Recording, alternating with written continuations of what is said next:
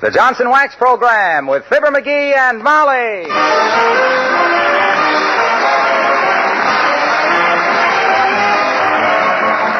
The makers of Johnson's Wax Products for home and industry present Fibber McGee and Molly with Bill Thompson, Gail Gordon, Arthur Q. Bryan, Gene Carroll, and me, Harlow Wilcox. The script is by Don Quinn and Phil Leslie. Music by the King's Men and Billy Mills Orchestra.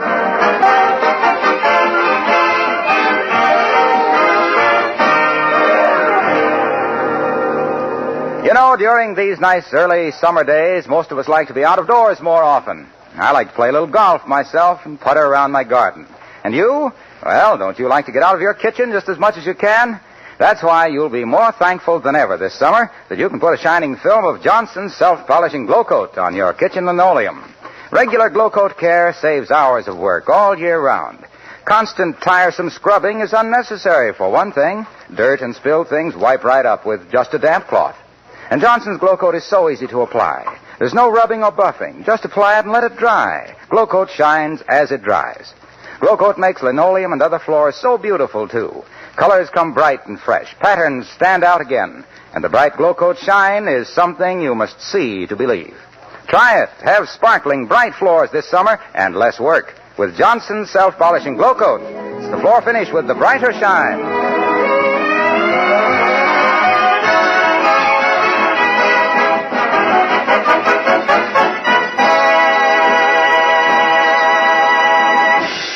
You wouldn't think a man could get into much trouble simply walking from 79 Wistful Vista to the Elks Club at 14th and Oak Streets, would you? Well, if that's what you think, you don't know our Mr. McGee of Fibber McGee and Molly.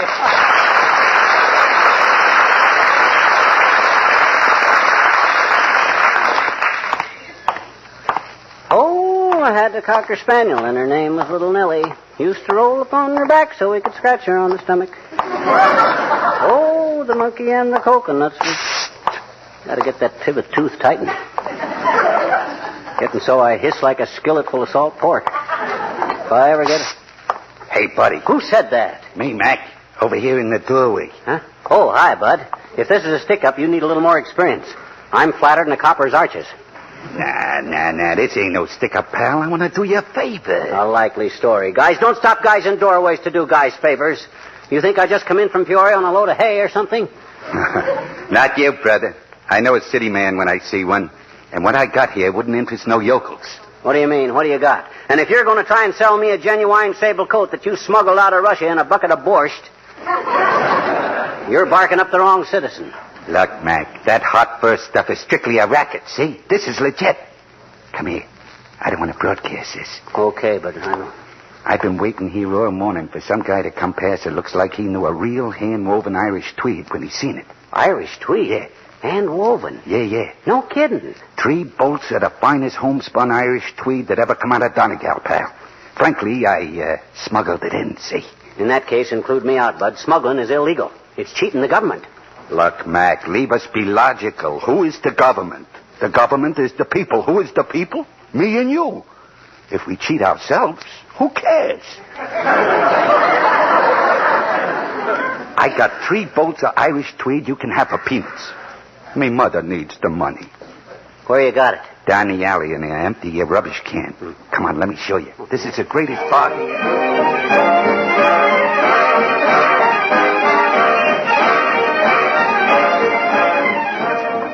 So we walks down the alley, Molly, Yeah? and when he lifts the lid off of that empty rubbish can, there it was.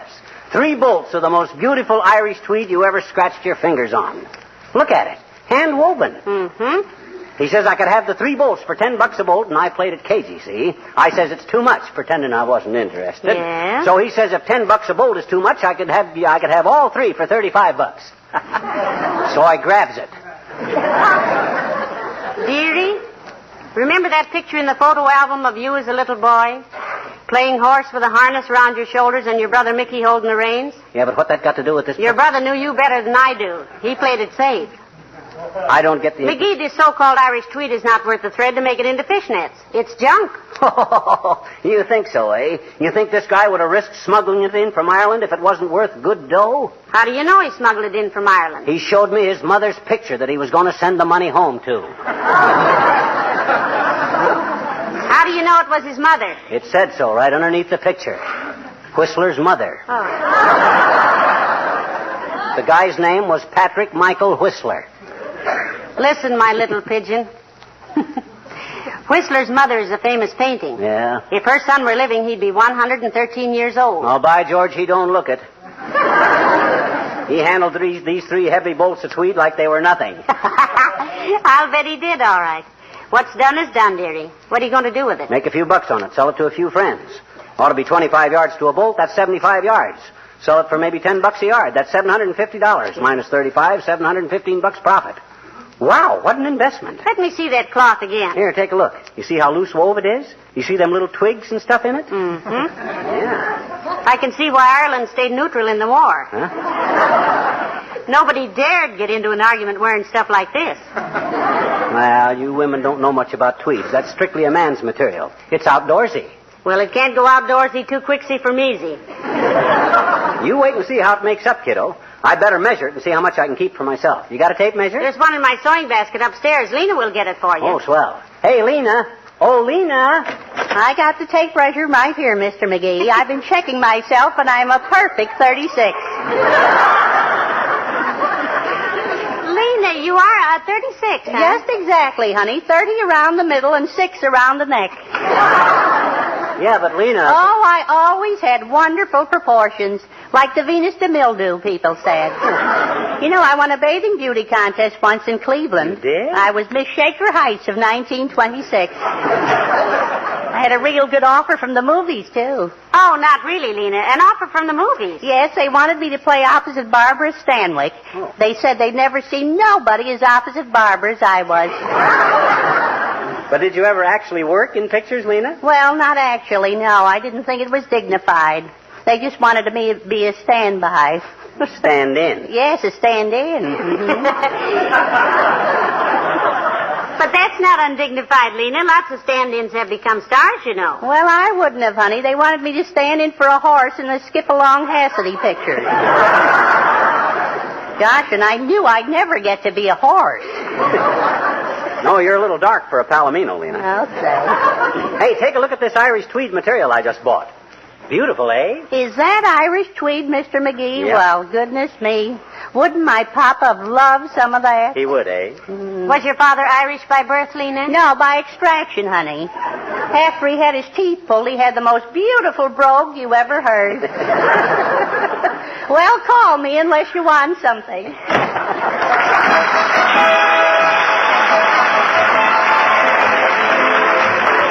Billy Mills and the orchestra and Illusion.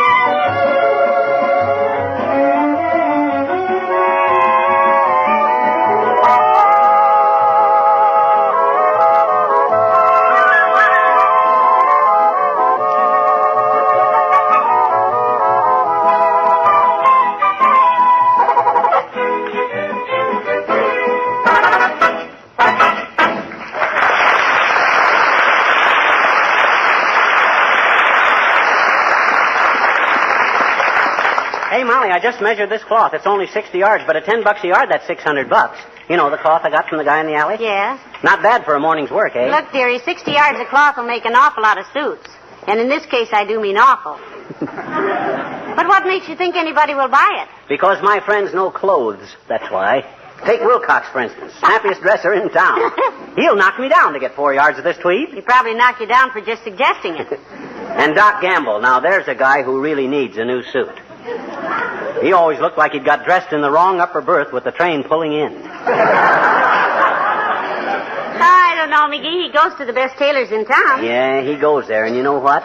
They give him a 25% discount if they don't have to put their labels in his coats. That guy could get 9 fittings on a $300 suit, put it on, and get pinched for vagrancy outside the shop. Why, if he ever... Come in. Well, heavenly days, it's the good doctor himself. Come in, doctor. Thank you, my dear. Hello, Bucklewart. You look well pleased with yourself today. You must have had faultless in the Prinkness. No. No, he got Tweeds in the alley, doctor. I beg your pardon? Tell me something, Cebu. Cebu? Elephant boy. I don't like to get personal, but did you see the Prinkness? I don't like to get personal, but how much did the upholsterer blackmail you for that slipcover you're wearing? He doesn't like to get personal, he says. Oh, that's all right, my dear. I see so much politeness in the course of my professional day that his vulgarity is rather refreshing. Thank you. What was the question again? Gargantua? Gargantua. That wasn't in the Preakness. I was asking, my dear medico, what you had to lay on the line for that double-breasted awning you got on. That beach umbrella with sleeves. I think that's a very handsome suit, McGee. Needs a little pressing, perhaps, but nice material. Frankly, my boy, it's none of your business. But this suit set me back $150. It has a concealed pocket in the vest where I carry a loaded revolver. So if you have any more insulting questions, I suggest you precede them with a brief prayer. I'm not being insulting, Fatso. I'm going to do you a favor. That's what Hitler said just before he marched into Poland. Well, show him the goods, dearie, and then jump back. Goods? Take a gander at this bolt of hand-woven Irish tweed, Docky. Imagine yourself in the Easter parade wearing a suit made of that. In the Princess? Yeah. Why, you'd have every rich millionaire in town breaking his leg so he could get to know you. Mm-hmm. Irish tweed, you say? Yeah. Yeah, they made it strictly for export, Doctor. A proud people, the Irish. I see what you mean. Where'd you get it, Sonny? He bought it from a man in a doorway. From a guy that smuggled it in, butcher boy. Going to sell it at a sacrifice to a few close friends. And I haven't got a friend that's any closer than you are. $10 a yard, Doctor. I'll take 3 yards. What? You will? You mean you really like this material, Doctor? For my purpose, it's perfect. You see, I frequently have calls late at night. Have to drive out into the country. Bad weather, bad roads. Oh, I get it. You want a material that's warm and wears good, eh? No, when I get stuck in the mud, I like to have something to throw under the wheel. Send it over to me any time, McGee. Good day.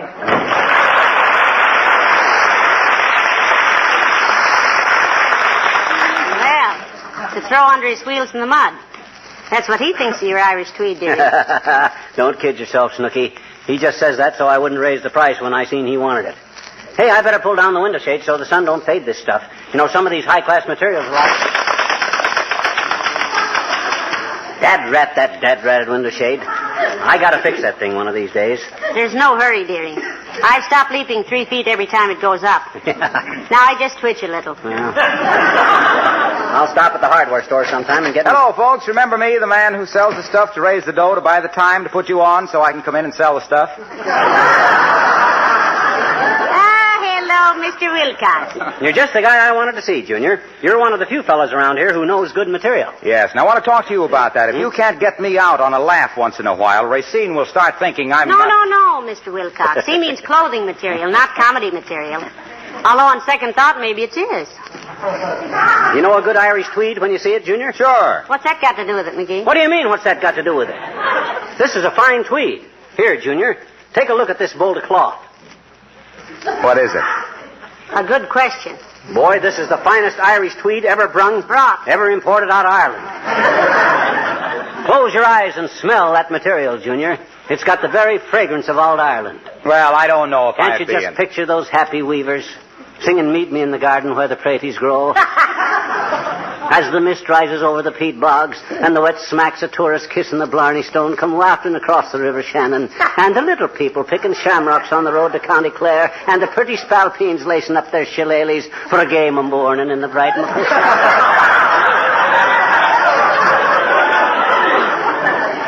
Then Pat O'Brien jumps off the roof of Grauman's Chinese Theater. Well, it just smells like cloth to me, pal. Where'd you get it? He bought it from a man in a doorway. Son, I'm in a position to let you have a few yards of this at the reduced rate of $10 a yard. Oh, I don't think Now, I'd wait, be. boy. Don't give me your decision right off the bat. Think it over. Thought you were a little fanatic about quality merchandise. Oh, I am, After all, Mr. Wilcox, why is Johnson's Wax so outstanding? Why, because it's the finest product of its kind, of course. Exactly. And what do you tell people when you sell it? Why, simply say that Johnson's Wax is the finest wax polish that money can buy. I tell them it's a delight to the proud housekeeper, that it keeps floors, furniture, and woodwork bright, spotless, and gleaming, that it protects, beautifies, and preserves, that it makes a house a home and makes every shining surface reflect hospitality. That's what McGee means, Mr. Wilcox. Appearance is so important. Certainly. First impressions are lasting impressions. You go into a home that uses Johnson's Wax, and you immediately get the impression of healthful cleanliness. Absolutely. Therefore, a coat made of this Irish tweed... I always say that Johnson's Wax is the coat of armor that guards against dust and dirt and dampness. Yeah, but this tweed material is... For all wood and enamel surfaces, Johnson's Wax is a must. The best housekeepers have used it for generations. How many pounds do you want? better give us half a dozen, eh, Molly? Oh, at least. Okay, I'll have Kramer's drugstore send them over first thing tomorrow. Thanks very much. Not at all, Waxy. Glad you told us about it. Come in again. I will. So long.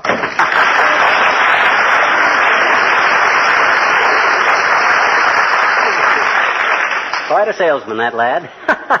He makes Johnson's Wax sound so good. Hey, I was trying to sell him something. Well, he out-talked you, dearie. You were up against a professional there. Yeah. Well, I've got to go upstairs and sort the laundry. Lunch will be ready in about a half an hour. Okay, Tootsie. There goes a good kid. She thinks I got rooked with this Irish tweed, but who knows best about materials? Her or me? Don't answer that, McGee, because... Come in. Hi, mister. Oh, hi, Teeny. Well, what you all dressed up for? Well, I'm going to the circus, I bet you. My daddy's taking me. He is, eh? And you're... I says he is, eh? Is what? Taking you to the circus. Who? Your daddy. I know it. He's taking me and Willie Toops. Okay. You like circuses? Sure I do, I bet you. I think circuses are more fun than anything. Yeah? See, they get lions and tigers and elephants and hippopotamuses and Kalamazoos and... Woof. And what's this? What were those last animals? Kalamazoos. Oh. That's kind of like a big rabbit with little bitty front feet, and they carry their babies in their watch pockets. You mean kangaroos, sis. Kalamazoo is a town in Michigan. Why? I don't know. That's just the name of it, that's all. Is that where they get all the Kalamazoos for the circuses? Where? In Kangaroo, Michigan. Look, sis, they don't get kangaroos in Kalamazoo. They get Kalamazoos in Australia. I mean, that's where they get kangaroos. Well, why don't they get them in Michigan? That's closer, I bet you. Because they come from Australia. That's the only place they have them. Except Michigan, huh? No, they don't have them in Michigan. That's Kalamazoo. You ever see one, mister? See what? A Kalamazoo? Certainly. When I was in vaudeville, they had boxing Kalamazoos. Had boxing gloves on their hind feet. I remember one time we were playing Kangaroo, Michigan, and the count... Now, wait a minute. No. Look, you better run along, sis. You don't want to be late for the circus. No, I don't. I want to have plenty of time to see a lion, an elephant, and a Kalamazoo, and a giraffe. There you go again. It isn't Gerard, it's giraffe. There you go again, mister. This is my cousin, Gerard. He's meeting us at the circus. So long.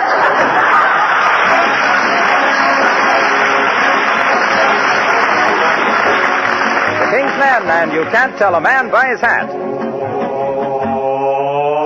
Once upon a time before the world had gone informal, things were normal and the girl could figure out fly a man's fedora or his top hat or his Panama, exactly what that man was all about. Bankers were conservative in black or brown or blue or gray. Actors were extravagant and green. Or something distingué. You could always recognize a carriage straight from poolroom guys, but now just look what's happened to the scene. Low brows in high hats and high brows in no hats. So what is this world coming to? Zulus in ear laps and crooks in police caps. The day of discretion is through. There was a time when you could tell a cowboy by his 10-gallon lid. But every dude has got a headpiece now, boy, just like Billy the Kid. Now meanies wear beanies and Bing wears an old thing like something dragged in by the cat. That distinguished beaver may be Jolson's mammy, Or next year's version of Uncle Sammy. You can't tell a man by his hat. Escorts and sailors and people in trailers are all wearing toppers and spats. That man in the pink beret may be none other than Wallace Wimple. Or Whistler's mother. You can't tell a man by his hat. Can't tell a man, can't tell a man, can't tell a man by the style of his hat.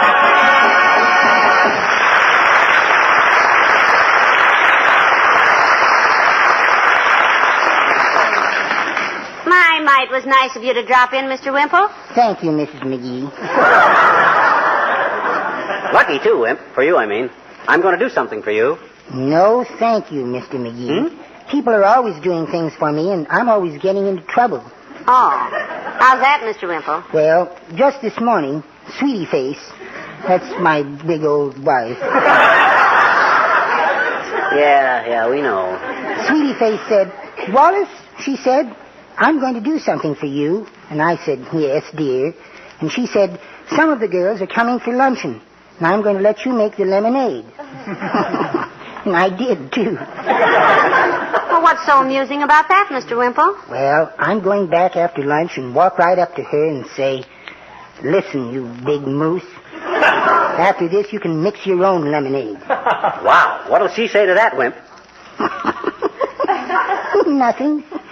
She'll be asleep. They'll all be asleep. Heavenly days, you mean? Yes. Mickey's.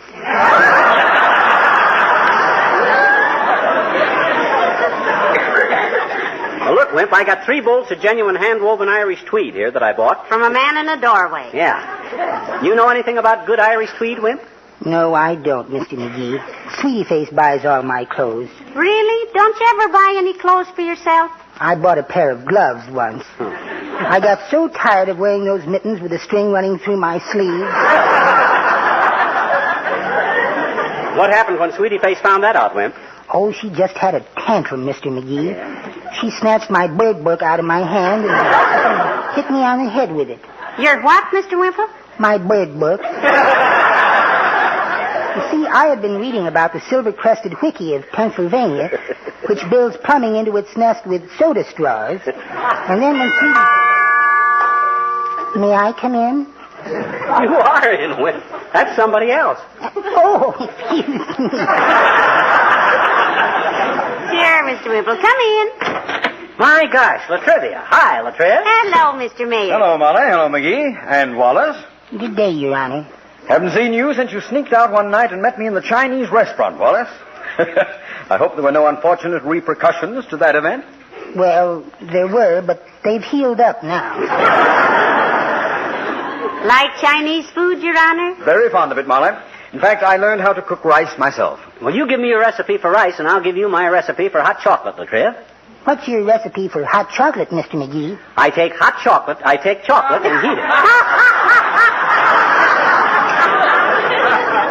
Put the cart before the horse. Now, you tell me your recipe for rice, Latriv. I hope it isn't quite that complicated.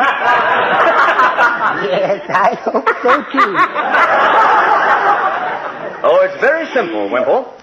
First, you boil the rice, then you put it in a colander and run cold water through it. What month, Latriv? I beg your pardon?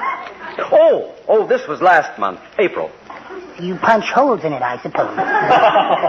In what? In the colander. I suppose for a large batch of rice, you use a long month out of the calendar, huh? If you run out of calendars, Mr. Mayor, I've got a lot of old ones. I don't suppose it matters what year. I am not talking about calendars. I said colander. Well, what's the difference how you pronounce it, boy? Molly says saucepan, and I always say saucepan, but it cooks the same stuff.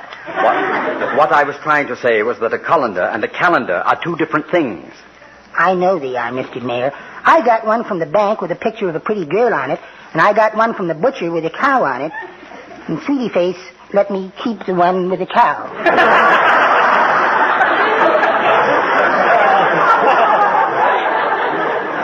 Look, when I said colander, I didn't mean I cooked the goose. Cooked the rice in the calendar.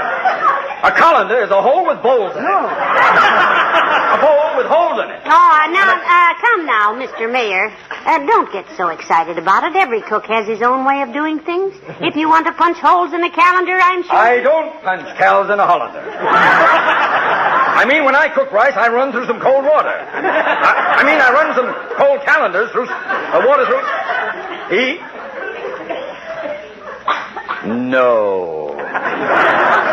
No, I can't go through with this sort of thing today. I have much too much on my mind. What's cooking, Latriv, besides you? Oh, we have a small crime wave going on in town, McGee. A series of robberies. Heavenly days, robberies. Any very big ones, Mr. Mayor? No. As a matter of fact, these burglars don't seem to have much judgment, Molly. Last night, they broke into the Wistful Vista Sack and Bag Company and took a truckload of burlap. Burlap? Yes. Yes, and they've been selling it to people around town as Irish Tweed. For $2 a bolt. $2 a bolt? Hey, the dirty crook! Where am I